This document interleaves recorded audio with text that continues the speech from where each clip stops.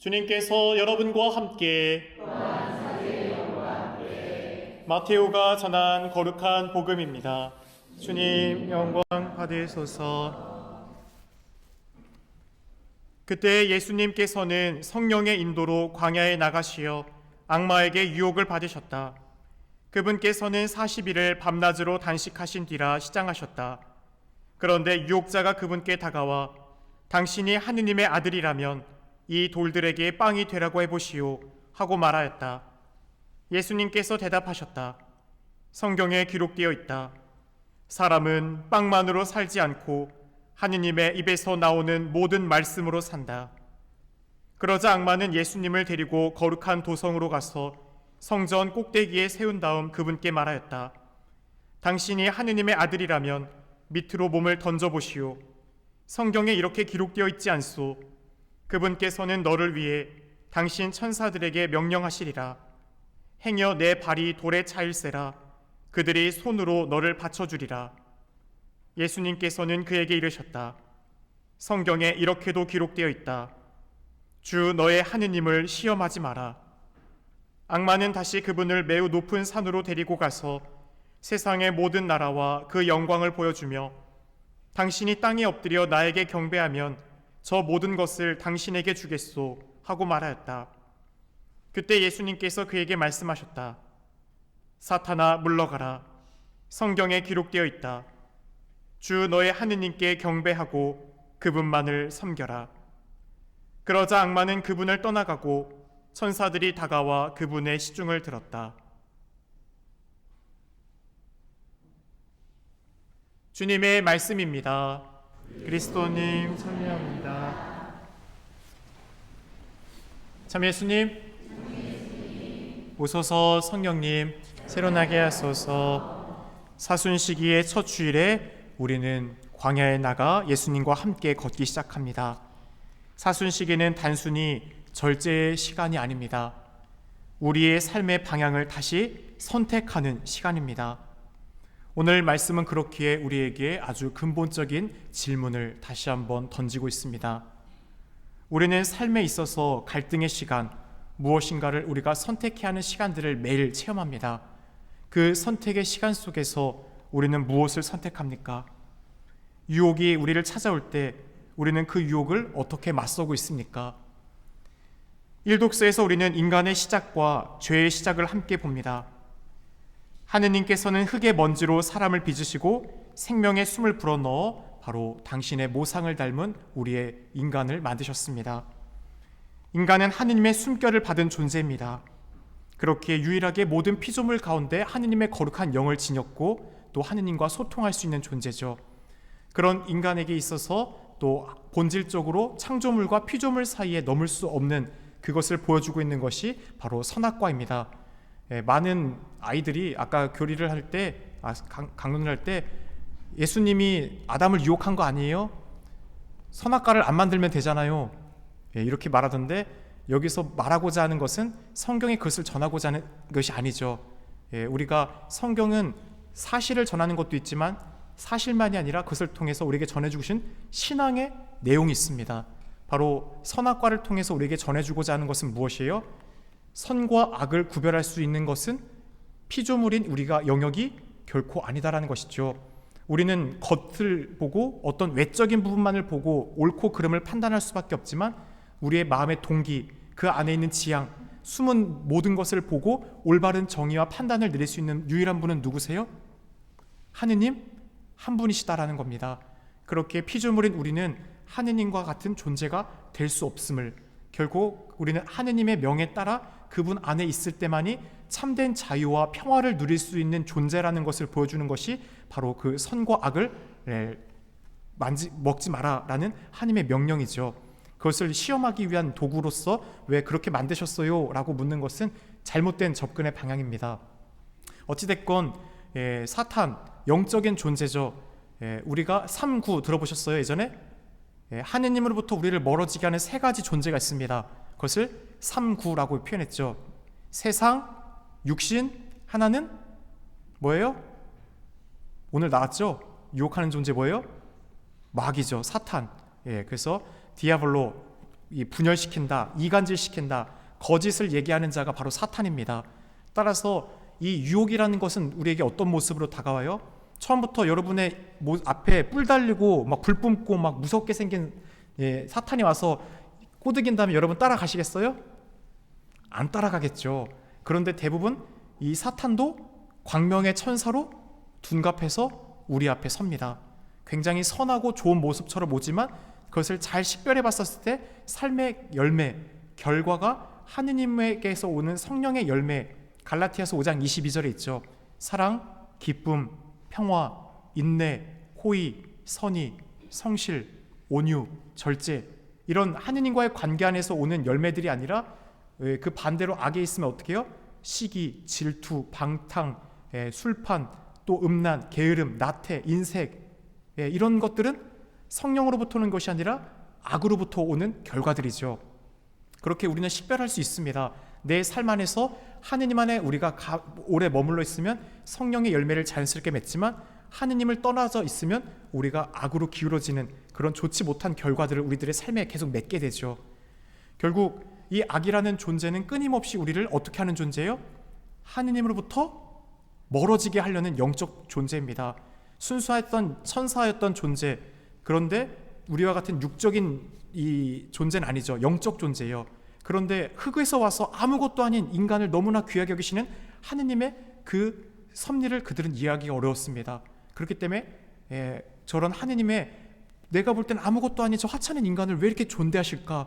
왜 이렇게 귀하게 대하실까? 그렇기 때문에 나는 이것을 받아들일 수 없다라면서 하느님께 대들은 존재가 바로 사탄이죠.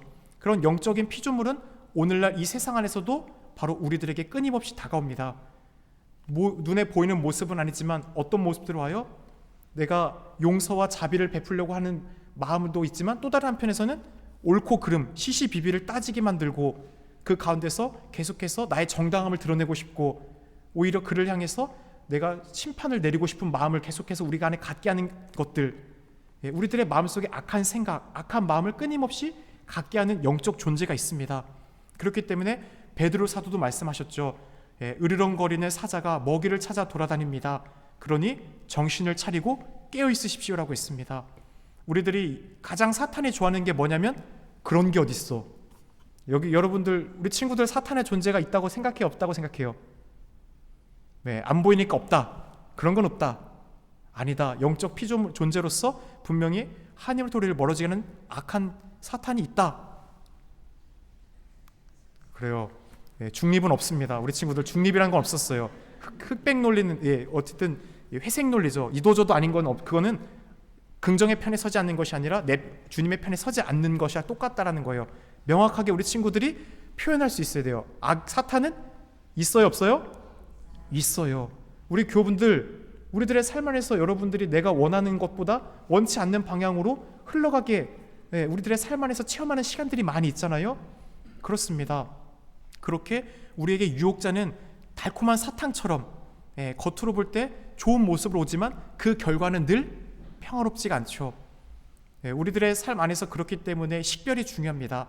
내가 지금 하느님의 뜻에 따르고 있는가, 악의 유혹을 받고 있는가.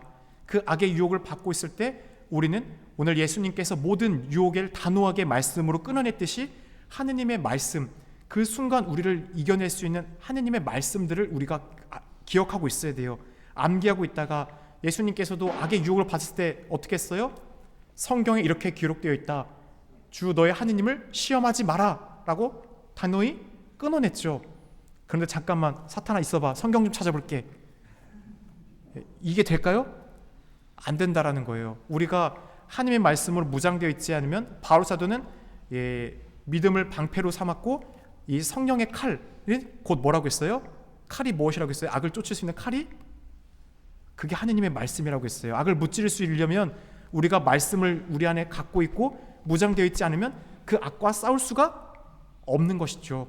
그렇게 얼마나 우리 교우분들은 하느님의 말씀을 기억하려고 노력하고 있는지, 그리고 나의 삶에 위기가 왔었을 때 지금 이 시간 내가 이것을 이겨내기 위해 하느님께서 올바른 방향으로 나를 이끌 수 있는 말씀이 무엇인가, 그것을 떠올리려고 노력해야 됩니다.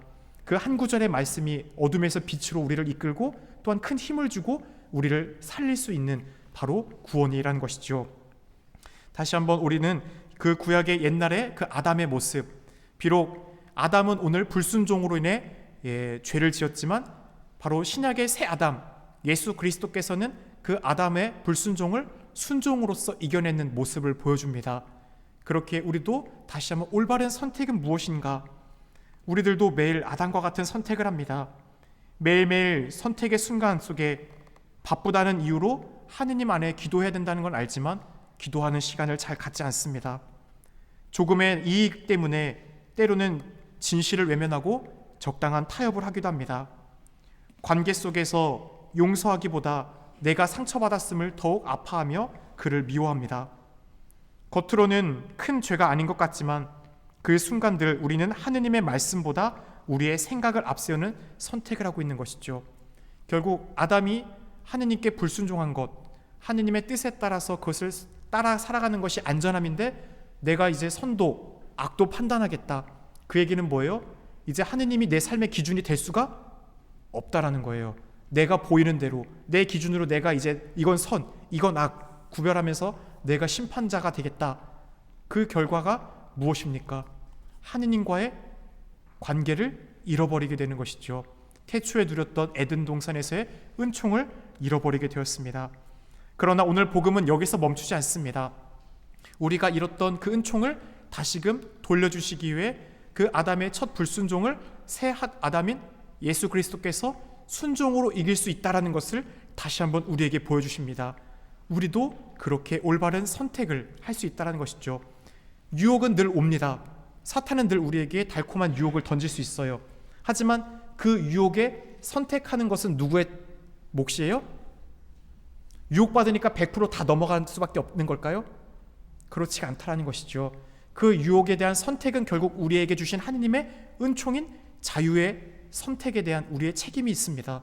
결국 우리는 그 선택의 시간들, 이 지상의 많은 시간들 속에서 어떤 선택들을 해왔는가, 그 선택들이 모이고 모여서 우리네 삶의 덕이 되고 은총이 되고 또 우리들의 마지막 궁극적인 결과를 가져옵니다. 오늘 주님께서는 인간이 겪을 수 있는 대표적인 유혹들을 우리에게 보여주시죠. 40일 단식했다면 여러분들 어떨까요? 정말 맛없는 어떤 음식 주더라도 정말 너무 맛있게 먹을 수 있을 것 같지 않습니까? 그만큼 가장 약하고 한계 있을 때 악은 그 약한 부위를 파고듭니다. 우리 교우분들도 체험하실 거예요. 성사 볼 때 늘 넘어지는 부분이 있어요. 다른 누군가는 그곳에 강한 부분도 있지만 어떤 사람은 또 재물에 약하고 어떤 사람은 또 쉽게 분노하고 어떤 사람은 나태하고 각자의 약함의 부분들이 있죠. 악은 그 부위를 늘 파고옵니다. 왜냐하면 거기를 건드리면 넘어진다는 것을 잘 알기 때문이에요. 그렇기 때문에 우리는 인식하고 내가 지금 유혹에 쓰러지고 있구나, 넘어가고 있구나, 이것을 볼 수 있는 훈련들이 필요합니다. 그러는 가운데서 물질의 유혹, 우리는 살아가는 가운데서 어떤 풍요로움을 누리고 싶어 하죠. 안락함, 편안함, 그리고 그것이 우리에게 안정을 주고 평화를 준다고 생각합니다. 하지만 그에 대해 예수님은 분명히 말씀하셨습니다. 이 지상을 살아가는데 물질은 분명히 필요하다.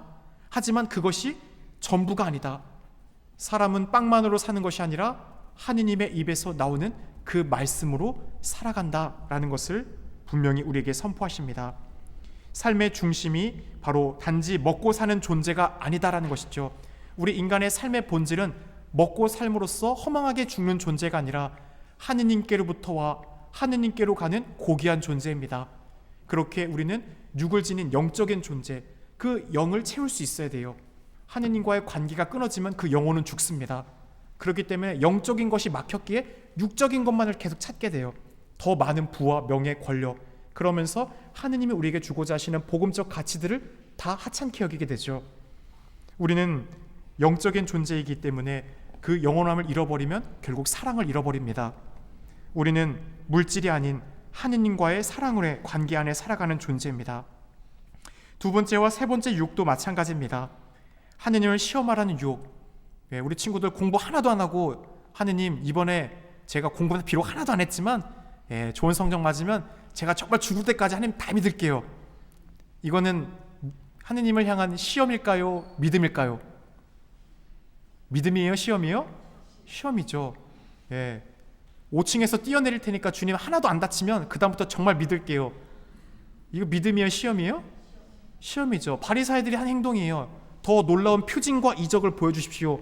그러면 저희가 진짜 믿겠습니다. 보고서 믿는 거는 믿음입니까? 믿음이 아니고 사실의 확인이죠. 사실의 확인을 믿음이라 하지 않습니다. 믿음이라는 것은 보지 않았지만 그분의 신실하심과 전능하심, 그분의 약속이 반드시 성취된다라는 것을 우리가 성경을 통해 믿고 알기 때문에 그분이 가장 좋은 것을 주신다, 우리에게 가장 큰 선물을 주실 것을 믿고 어려움 속에서도 항구히 그분 안에 머물 수 있는 선택을 하는 겁니다. 그게 진정한 믿음이에요. 그렇기 때문에 우리의 삶의 믿음이 흔들린다? 그것은 다시 한번 하느님과의 관계를 하기 위한 기도의 시간을 내가 잘 마련하고 있나? 하느님이 나의 삶에서 가장 귀한 분이라는 것을 내가 정말 확실하는가? 그분이 나에게 가장 좋은 것을 준다는 것을 나는 믿고 있는가? 이 본질적인 질문을 다시 우리 삶에 던질 수 있어야 됩니다. 예수님은 그렇게 단호히 말씀하셨습니다. 주 너의 하느님을 시험하지 마라. 믿음이라는 것은 항구히 그분 안에서 고통 중에서도 그분과의 관계를 이어갈 수 있는 겁니다. 그러는 가운데 악마는 이 세상에 있는 부귀 명화를 다 주겠다 해요. 이 세상에 있는 모든 부와 명예는 누구로부터 왔어요? 악마가 줍니까? 악마는 잠시 동안 그것을 줄 수 있는 척 활용할 수 있는 영역을 갖고 있을 뿐입니다. 본질적으로 이 세상은 무에서 창조됐죠. 그 모든 무에서 이것을 창조하신 분은 하느님이시죠. 따라서 모든 것을 주시는 분은 누구세요? 하느님입니다. 그런데 악마는 거짓을 얘기하죠. 내가 모든 걸 너에게 줄 수 있다. 내가 이것을 내 마음대로 다스릴 수 있다. 하느님이 허락하지 않으면 악은 그것을 할 수 없습니다. 악의 신비를 우리는 이해할 수는 없습니다. 하지만 하느님은 전능하시기에 그 악에서도 선을 이끌 수 있기 때문에 이 지상 안에서 우리가 더 큰 선으로 나아갈 수 있도록 그 악의 활동을 잠시 동안 허락하셨습니다. 하지만 분명히 이것은 끝난 싸움이에요. 예수님은 현재 완료형으로 분명히 표현했습니다. 내가 세상을 이겼다. 현재 완료입니다. 끝났다라는 거예요. 악과의 그 싸움은 예수님의 승리로 이미 귀결이 된 겁니다. 그렇기 때문에 우리는 이미 이긴 싸움을 하는 사람들입니다. 악은 잠시 동안 그것을 하나님의 허락 가운데 활동할 뿐이죠. 우리도 그렇기에 그런 많은 명예와 권력에 대한 유혹이 올 때 다시 한번 주 너의 하느님을 섬겨라 한 그 말씀을 떠올릴 수 있어야 됩니다. 오늘 이 독서에서 바오로 사도는 다시 한번 그 한 사람의 불순종으로 많은 이가 죄인이 되었지만 한 사람의 순종으로 많은 이가 의로운 사람이 되었음을 얘기하고 있습니다. 그렇게 우리도 그 의로움, 예수님이 선택하신 그 의로움을 걸어갈 수 있어야 됩니다. 그렇다면 이 사순시기 우리는 어떻게 의로움을 선택할 수 있겠습니까? 무엇을 줄이고 끊고 하는 것이 또 본질일 수도 있겠지만 더 중요한 것은 어떠한 삶의 방향을 우리가 선택하는가, 그게 더 중요한 것 같습니다.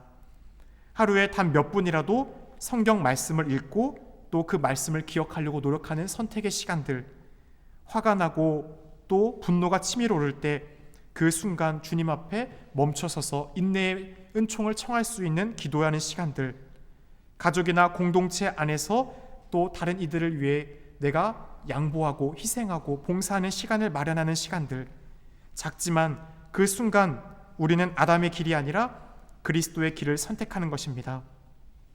우리의 삶 안에서 주님은 다시 한번 이 사순시기를 은총으로 불러주십니다. 사순시기는 우리를 죄책감으로 몰아넣는 시기가 아닙니다. 판공성사 준비하기 때문에 무겁게 눌려서 아파라는 시기가 결코 아닙니다. 오히려 은총의 시간이죠. 우리는 비록 약하지만 그리스도께서는 강하십니다. 우리는 자주 흔들리고 넘어지지만 그리스도는 그 모든 유혹을 단호히 맞서 싸워 이겨내셨습니다. 그러니 우리는 넘어지지 않으려 애쓰기만 할 것이 아니라 넘어질 때마다 그리스도께 다시 돌아가면 됩니다. 우리는 주님 안에서 언제든지 다시 시작할 수 있는 사람들입니다. 주님은 우리에게 그 은총을 체험하도록 이 사순 시기를 제정하셨고 그 사순의 끝에 부활의 영광을 우리에게 보여주고 있습니다. 이 거룩한 미사를 봉헌하며 우리의 마음을 새롭게 합시다. 하느님 말씀을 우리의 삶의 중심에 두고 순간순간 삶의 유혹이 찾아올 때마다 그리스도라면 어떤 길을 선택하셨을까? 하느님의 뜻은 어디에 있을까? 라는 것을 묻고 올바름의 길을 선택하는 용기를 청합시다. 우리가 사순시기를 충실히 살아갈 때 파스카의 기쁨을 더 깊이 체험하게 될 것입니다. 잠시 묵상하겠습니다.